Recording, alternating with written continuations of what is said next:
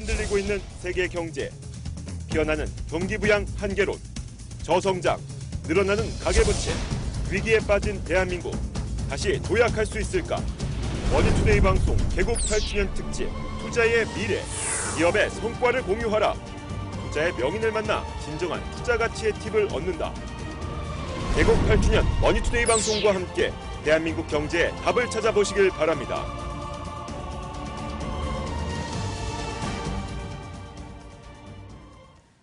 네, 머니투데이 방송 개국 8주년 특별 기획 투자의 미래에 대해서 이야기 나눠보고자 합니다. 이제 박스피라는 단어가 낯설지 않죠. 그만큼 지수 자체는 굉장히 오랫동안 정체되어 있었습니다. 이 가운데 쏟아지는 이슈들을 헤치고 안전한 투자 종목 찾기는 더욱더 어려워지고 있는데요.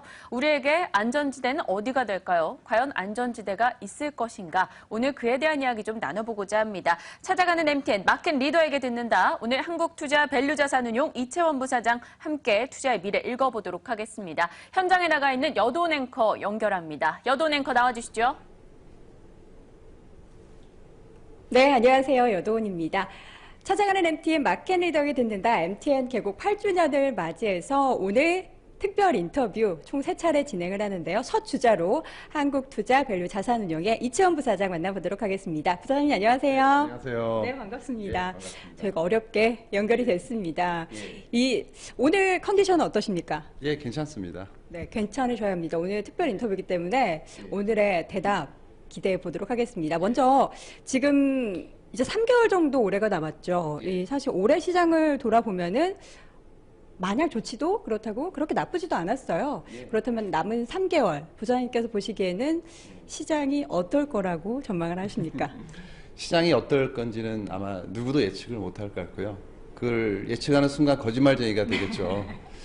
하지만 최근 주식시장은 지나치게 과했던 부분들이 정상화되는 과정에 있는 것 같습니다.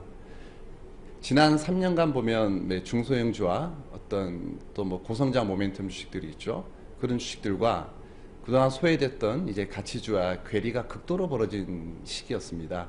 지난 7월을 돌이켜 보면은 핀테크주라든지 화장품, 바이오, 음식료 이런 테마성 관련주들이 지나치게 주가가 올라서 몇몇 기업들은 PBR이 20배 이상 가는 경우가 생겼죠. 그리고 반면에 이제 은행주나 포스코 같은 기업들은 PBR이 0.4를 하회하는 그런 아주 심한 극도의 양극화 현상이 벌어졌는데요. 그 이후로 지금까지 그런 괴리가 점점 축소되고 있고요. 연말까지도 이런 과정은 계속 진행될 것으로 보여지고 있습니다. 이러한 현상은 이제 왜 벌어지냐면요. 지금 저성장 저금리 때문에 성장에 대한 목마름이 너무 강하기 때문에 조금만 성장을 해도 모든 자금들이 그쪽으로 다 쏠리는 현상이 계속 벌어지고 있는 거죠. 하지만 기업의 가치를 형성하는 것은 성장성뿐만이 아니고 3가지로 결정이 되는 거죠. 안정성, 수익성, 성장성입니다. 지금은 이제 더 이상 크게 성장할 기업들이 안 보일 때도 있는 거죠. 영원히 성장할 수는 없는 겁니다. 어떤 기업이든 산업이든. 그렇기 때문에 때로는 쉬어갈 때도 역성장할 때도 있는 거죠. 지금 다른 말로 표현드리면 더 이상 팔 우물이 없기 때문에 이제는 어쩔 수 없이 고여있는 물을 정화해서 마시는 그런 시대가 올 거라고 저는 예상을 하고 있고요. 다른 말로 표현을 드리면 과거 성장의 결실을 일시에 취하려는 움직임이 지금 나타날 것이다. 그것이 뭐냐면 수익가치와 자산가치 쪽으로 좀 패러다임이 좀 강하게 전환될 가능성이 커지고 있고 이런 현상은 이제 연말을 지나서 내년 이후에도 좀 이어질 것 같습니다. 네. 지금 말씀해 주신 거에 보면은 우리가 너무 성장에만 포커싱을 두고 있는 게 약간 문제가 될 수도 있다. 너무 좀 우려를 좀 하시는 것 같은데 그럼에도 불구하고 저는 여쭤보고 싶습니다. 사실 최근에 말씀해 주신 것처럼 바이오도 있었고 최근에 AI도 있고 증강현실 여러 가지 신사업들이 나오고 있잖아요. 그렇다면 또 이제 앞으로 또 새로운 게 또 나올 거란 말이죠. 부장님께서 보시기에는 또 어떠한 새로운 신성장 산업이 좀 부각을 받을 거라고 보십니까? 제 생각에도 앞으로도 계속 바이오, AI, 자율주행, 사물 인터넷 이런 것들이 유망할 것 같아요. 근데 누가 돈을 벌지에 대해서는 잘 모르겠어요. 그리고 이미 돈을 벌 것 같은 기업들은 주가가 크게 올라 있을 것 같아요. 그래서 우리가 지금 편승하기는 좀 늦은 감이 있지 않을까 이런 생각이 들고요. 물론 아무도 예상하지 못했던 좋은 기술을 갖고 있는 기업인데 주가가 전혀 안 오른 기업이 있다면 그런 기업을 매수하면 되겠지만 그거는 저도 잘 모르겠어요. 그래서 우리는 이제 이런 기업보다는 오히려 지금 이런 성장주들 때문에 소외받고 좀 무시당하고 있는 그런 기업들이 있지 않습니까? 그런 기업들이 더 좋을 것 같고요. 예를 들면 뭐 지금은 꾸준히 이제 돈을 잘 벌지만 이익이 크게 안 늘어요. 산업도 크게 성장성 없고. 그러나 돈은 잘 벌어요. 아주 잘 벌고 이익도 안 줄고 뭐 조금씩 느는 정도면 더 좋고요. 이런 기업들이 이제 배당 수익률이 가령 3, 4% 정도 된다면 금리의 3배 이상이 되지 않습니까? 근데 이런 기업들이 이제 리레이팅 될 가능성이 크고요. 또 하나는 지금 당장 업황은 별로 안 좋지만 그동안 수십 년간 벌어놓은 돈이 하도 많아서 고간의 재물이 두둑한 기업들이 있습니다. 현금도 많고 차입금도 많고. 근데 이런 기업들은 좀 타켓이 될 가능성이 있거든요. 말하자면 이제 좀 쥐어짜는 듯한 그런 시장 상황이 올 수도 있어요. 그러니까 이런 시기에 어떤 현상이 벌어지냐면 적대적 M&A, 공개 매수, 그다음에 뭐 유상 감자, 배당 압력이 강해지고 소액주주 운동이 활발해집니다. 그렇게 되면 이런 기업들이 제자리를 금방 찾아갈 수 있는 거죠. 그래서 앞으로는 이제 자산 가치가 높고 수익 가치가 높은 쪽 이런 쪽으로 이제 패러다임이 바뀌면서 시장의 색깔이 좀 바뀌지 않을까 이렇게 생각하는 거죠. 색깔이 변해도 변하지 않는 것은 어떻게 보면은 부사장님의 그런 가치 투자에 대한 투자 원칙이나 뭐 그런 게 있으실 것 같아요. 우리 개국 특집을 맞이해서 우리 지금 방송을 보고 계신 시청자분들을 위해서 이렇게 기업을 선정을 할 때 이런 면을 보면 실패 확률이 좀 적고 이렇게 기업을 골라라 이런 팁이 있다면 어떤 게 있을까요? 예. 물론 뭐 엄청난 예측력이 있어서 그런 천재적인 투자자분들은 뭐 제 조언이 전혀 필요 없으시겠지만은 저희들은 사실은 미래를 예측할 능력이 없어서 할 수 없이 같이 투자하는 거 아닙니까? 내일 뭐가 올라갈지 모르니까 그냥 싼 주식을 사서 길게 가져가는 거예요.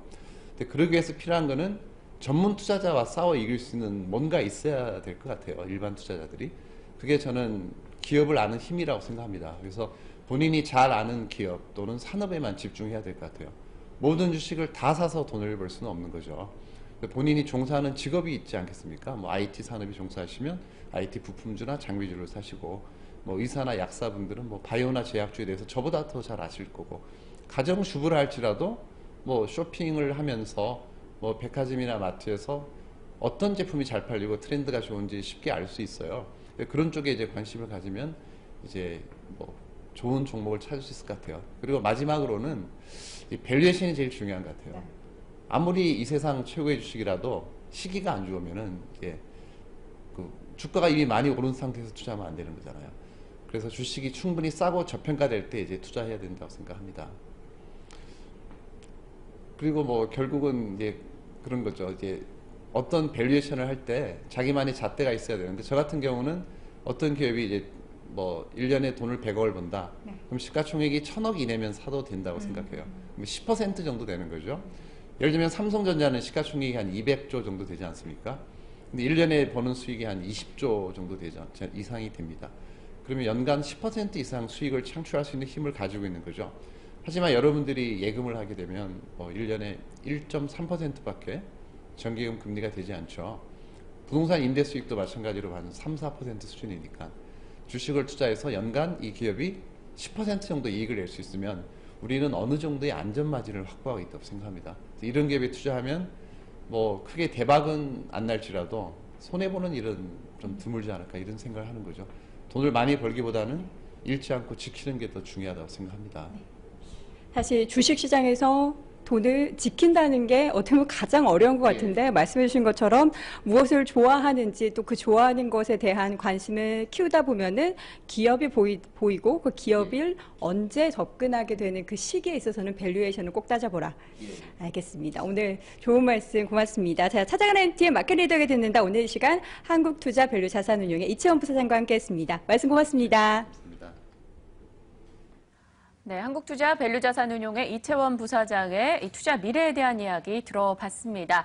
자, 들어보셨으면 아시겠지만 이 많은 증권사에서 헬스케어 신성장 산업을 4분기 유망 업종으로 꼽고들 있습니다. 하지만 신성장 산업에서도 각 변수에 따라 어떻게 엮일지 모른다. 그에 따른 주의의 목소리를 전해 들으셨죠. 이 가운데서 우리가 살아남기 위한 투자 팁으로는 역시나 섹터 그리고 기업에 대해 내가 잘 아는 기업을 투자하자, 그리고 밸류 부담을 꼭 점검하자라는 이야기 남겨봤습니다. 같습니다. 여러분의 투자 전략에 도움이 되었으면 좋겠습니다. 오늘 저희 시간뿐만 아니고요. 개국 8주년을 맞아서 투자의 미래를 읽어보는 시간 저희 방송을 통해서 연속적으로 준비되어 있습니다. 간략하게 좀 소개를 해드리도록 할게요. 오전 10시입니다. IT와 유통, 제약바이오 대표 애널리스트 3명에게 각 섹터에 대한 종목과 섹터 전반에 대한 업황 이야기 물어볼 거고요. 오전 11시입니다. 최악의 글로벌 경제 투자 돌파구를 최준철 대표와 찾아봅니다. 오후 1시 김영빈 파운트 대표와 종목 투자에 초점을 맞춰서 각 종목의 맥을 짚어볼 거고요. 오후 2시 때는 시장의 변수를 조윤남 센터장과 다뤄볼 겁니다.